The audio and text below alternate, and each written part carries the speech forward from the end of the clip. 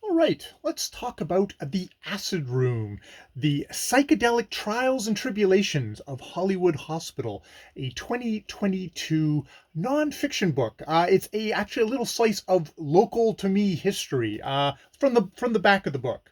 Um, from the street, New Westminster's Hollywood Hospital didn't look like much, just a rambling white mansion, mostly obscured behind the holly trees from which it took its name. But between 1957 and 1968, it was the site of more than 6,000 supervised acid trips as part of the burgeoning and controversial field of psychedelic psychiatry. Under the care of medical director J. Ross McLean and ex-spy researcher Al Captain Trips Hubbard, it became a mecca for alcoholics, anxiety patients, and unhappy couples, as well as celebrities like Andy Williams. Its unorthodox methods boasting a success rate of nearly 80%. But the same media attention that brought the hospital to prominence also assured its downfall, as prohibition forces drove their work underground for more than 50 years. So yeah, I picked this book up, just this very recently published book up, sort of the same reason that it seems like the writers picked up this subject. Psychedelics seem to be back on the rise as something that's being accepted as possibly a fruitful method of helping people with both psychiatric problems and addiction problems. It's one of these early fields, and that the actual research is restarting again after what I think they're talking about here is Richard Nixon's the Declaration on the War on Drugs and the prohibition of substances like LSD. At the time that the hospital was running, it was not a prohibited substance. Um, so yeah, it's now up front. This book is very much on the side of fellow psychedelics. It's not questioning that the basic success that the psychedelics had for the patients treated at Hollywood Hospital. If you're hoping for a balanced look at the history of psychedelic drugs in Canada, this book may not be for you. It makes a very much a point of that, saying that there's a lot of what is basically just anti-drug propaganda versus getting at sort of the truth of the matter. It gives a very much kind of historical context of that these drugs weren't illegal at the time, and a part of the story of the book is just that um, the rising tide of psychedelics get associated with the forces, the very much the counterculture, the rise of people like Timothy Leary and I guess hippiedom in general, where there was a lot of interest in overthrowing a lot of how society ran at the time, and psychedelics with their viewed potential for perhaps opening up your perceptions, being able to change your mind, was very much embraced by one part of society, while extremely feared and demonized by the other side of society. Um, and indeed, this book, this Hollywood Hospital itself, sort of kind of contains that in itself. While there were the medical director here, um, J. Ross McLean, was very much kind of the science part of things. Captain Trips, Al Hubbard, was very much more along the lines of someone like Timothy Leary, who he actually meets, and they don't get along, but it's speculated that maybe they don't get along because they are so alike. He was an American who had come up to Canada. He had been an inventor, a rum runner, a government agent. He was really kind of larger than life, and he was definitely a missionary, carrying suitcases of LSD across Canada and the United States when it wasn't illegal, and distributing it and encouraging it and wanting to open it up more and more. He To work at Hollywood Hospital, he got basically a fake diploma from like a diploma mill, but his methods were really not what you would call scientific. And this kind of points out that divide that seems to have opened up in psychedelics between medical professionals who want to study it, who want to kind of measure things, and very much more no, the kind of the evangelist is like, you know, very much the Timothy Leary kind of thing. Everybody should take this substance. It's not a medicine. It's something that's going to just create change in our entire society. And it's like, oh boy, which, you know, is kind of the crazy one side of things versus the, oh, maybe this would be helpful for people. You have a problem with alcoholism, or you've had a lot of like kind of personal issues that you just have not been able to treat otherwise.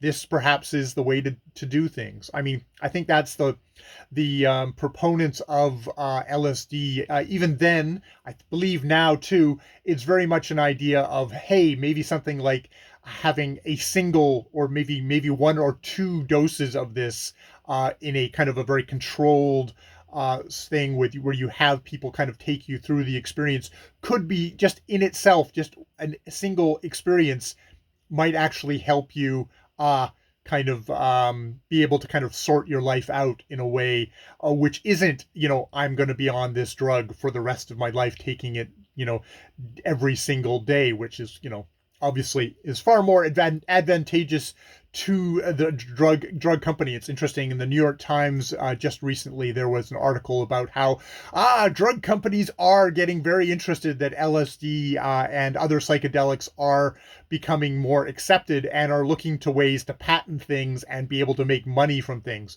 Now, they would also argue, we're going to be paying for all the studies, we're going to be taking this through the FDA, so that's going to take a lot of money. So of course we want a return on our investment.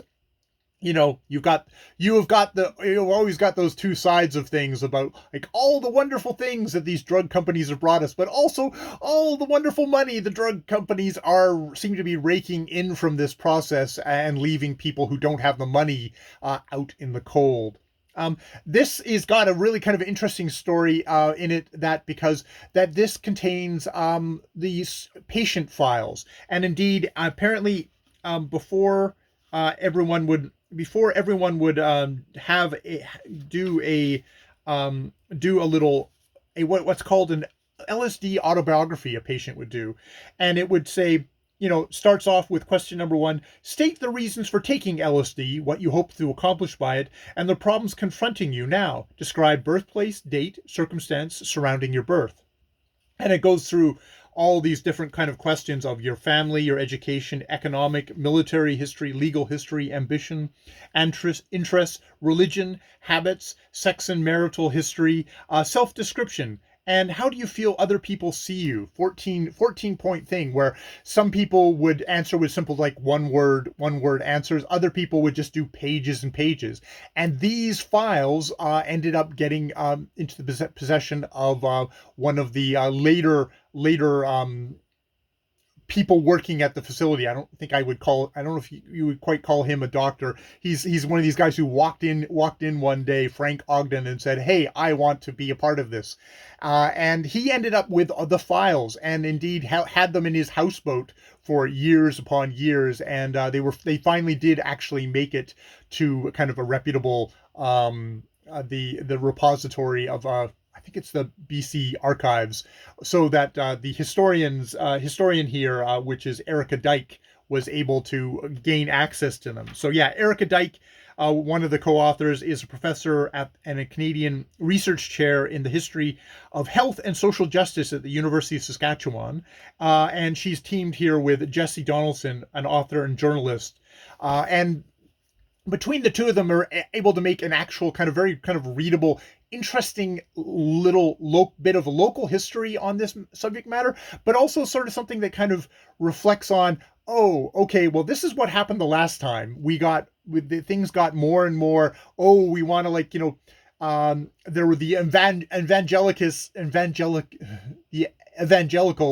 of psychedelics, like Timothy Leary, like Al Hubbard, who sort of scared the establishment, and the establishment kind of came down hard on this and squashed research effectively.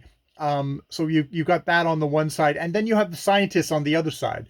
And I sort of see this today. I was looking at, looking at, curious about documentaries on psychedelics on Netflix.